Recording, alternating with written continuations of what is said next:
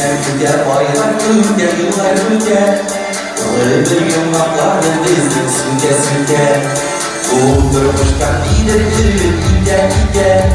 Ülkelerimiz sığdırlar gece gece İyi kaderimiz günlerle güler Yurtlarda bir gül bular suna güle Ömürlerde aşıkların dönekleri Yaşakalım erdi kıynak günü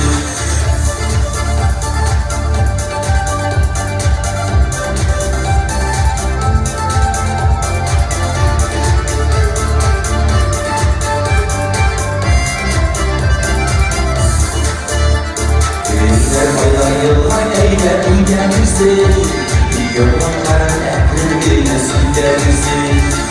Yaşıklar doldurmuş da yanlışmışa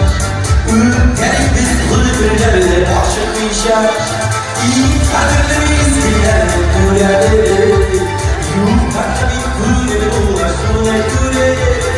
Ömürlerine aşıkları dominleri Yaşamayı erdi oynak günü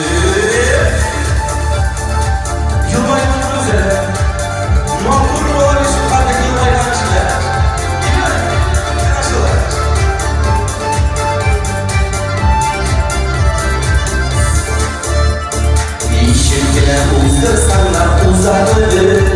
Ülkelerinde farklı vardır kızgınlığı Yaşamalım erdirim her bizimde Hırtırlar günlerimiz dünya iken günge İyi kaderlerimiz dillerle dünyada Yurtlarda bir kırgın uğrar suna göre Ömürlerde aşıkların dolu yerleri